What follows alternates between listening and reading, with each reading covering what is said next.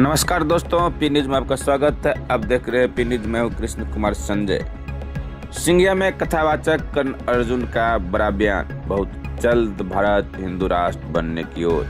जी, समस्तीपुर जिला के सिंगिया प्रखंड अंतर्गत बंगरट्टा ग्राम में आयोजित एक साप्ताहिक श्रीमद् भागवत कथा में अयोध्या के प्रसिद्ध युवा कथावाचक कर्ण अर्जुन ने अपने प्रवचन के दौरान बड़ा बयान दिया। उन्होंने कहा कि बहुत जल्द भारत हिंदू राष्ट्र बनने जा रहा है।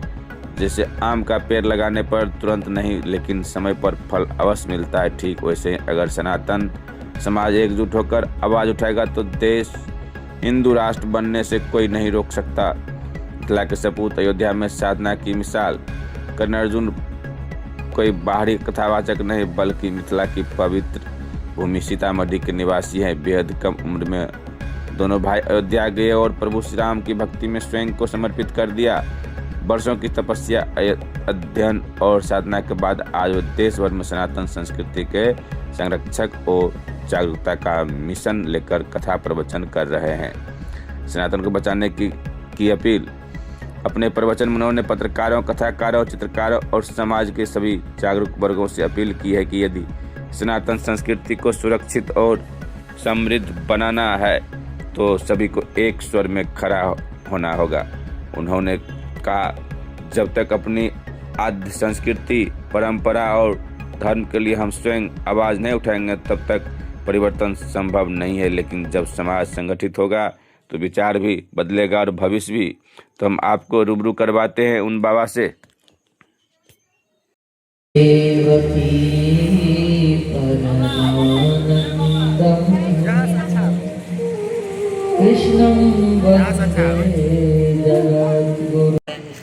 हिंदू राष्ट्र कब तक बन जाएगा, क्या आप लोग को उम्मीद है? हिंदू राष्ट्र बनेगा जब आम का वृक्ष लगाएंगे तो आज नहीं तो कल उस पर फल तो होगा ही ना। तो अगर आप सनातन के लिए आवाज़ अगर आप लोग उठाते, पत्रकार का, कथाकार का और चित्रकार का समाज में बहुत मुख्य भूमिका होती है। अगर ये तीनों अगर अपने जगह से न फिसले और जगह पर रहें तो ये ज़रूर उनके कामयाबी मिलेगी, मुझे लगता है। कथा के लिए या इससे पहले भी कभी आए थे?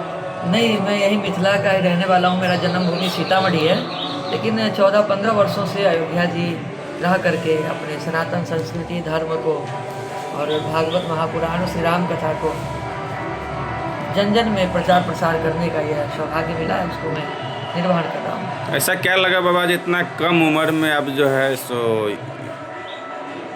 तो कम उम्र में ही ना, ध्रुव जी महाराज प्रहलाद जी ने भक्ति कम उम्र में किया था, 5 वर्ष में, कोई 6 वर्ष में। यहाँ पर हमारे यहाँ जितने कम उम्र के बच्चों को आप जैसा शिक्षा संस्कार देंगे वही उसके जीवन भर के लिए उसके फलित होते हैं।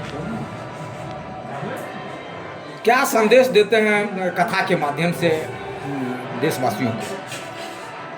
भगवान श्री राम ने क्या संदेश दिया था जन जन को, रामायण के माध्यम से, रामचरित के माध्यम से एक आदर्श जीवन और आदर्श समाज की स्थापित हो। और हमारे सनातन धर्म की जो एक श्रेष्ठ परिकल्पना है कि सर्वे भवन्तु सुखिनः सर्वे सन्तु निरामया, इस भाव को लेकर के सदा आगे बढ़ते हैं।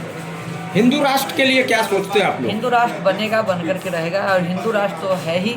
हमारे अयोध्या में भव्य राम मंदिर का निर्माण हो गया और 25 नवंबर को अयोध्या में प्रधानमंत्री के द्वारा विजय ध्वज पताका का भी वह कार्यक्रम होना है। तो उसी दिन समझिए हिंदू राष्ट्र घोषित हो जाता है, लेकिन लिखित तौर पर हिंदू राष्ट्र होगा, आज नहीं तो कल होगा।